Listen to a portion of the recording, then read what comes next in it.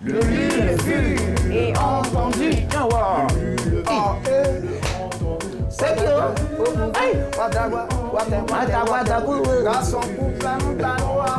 Allez, le lu entendu, on démarre ce soir avec Annick. Yep. Alors vous savez, le monde entier est frappé par cette pandémie-là du Covid-19, ou encore coronavirus. Et pour aider un tant soit peu les victimes et les médecins à la tâche, on va dire, certaines stars mondiales ont décidé de faire un banc financier. Un banc? Non, non. Ah d'accord, ok. Un bon financier. Un bon, hein. Voilà, pour pouvoir aider comme ça, il y a la chanteuse barbadienne Rihanna, tout le monde connaît Rihanna, voilà. Elle a décidé de faire un don de 5 millions de dollars, soit 3 milliards 47 millions 500 000 francs CFA pour aider à la lutte contre cette pandémie. Gracias, Rihanna. Je pense que je vais faire pareil, c'est vrai, j'avais donné 4 milliards, mais bon, je pense que je vais revoir un peu le truc. Ça donne un genre. Et les 4 milliards qu'elle avait offert, donc c'était en rêve. Voilà. Allez, on poursuit le lu bien entendu de ce soir avec Pélissa. Pélissa, ouais. Alors moi, je vais vous parler de Aya Nakamura et Niska qui se déchirent en ce moment sur les réseaux sociaux. Voilà, ils semblaient très proches de l'année dernière et ils faisaient l'objet de rumeurs indiquant qu'ils seraient en couple. Voilà, mais par la suite, des rumeurs de violence conjugale de la part de Niska ont pris la place, chose que Aya Nakamura a fini par confirmer. De l'amour à la haine, comme on dit, il n'y a qu'un pas. Ce 20 mars, la star d'origine malienne a publié une photo accompagnée d'un commentaire sur sa page Instagram. Voilà, et, Je veux dire plutôt sur sa page Twitter, son compte Twitter. Oui, sur son compte Twitter, pardon, oui, sur son compte Twitter. Et Niska n'a pas apprécié. Voilà, il a pris ce commentaire personnellement et voilà qu'il a posté aussi une insulte à l'égard de la chanteuse Aya Nakamura.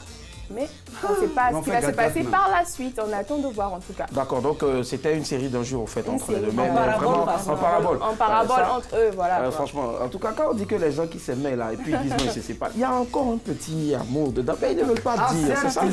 Enceinte, ils se rallument toujours. Alors, on va terminer les lus vus de ce soir avec Bess. Ouais, tu nous parles de quoi? Je n'ai pas la voix en fait. Il a voulu faire une démonstration, mais elle a interprété Didier Arafat. Elle a interprété Didier Arafat à The Voice Afrique francophone. Super. Et aujourd'hui, elle devient la chouchou vraiment des Chinois. Elle a fait, on l'appelle les fans de Didier Arafat, voilà.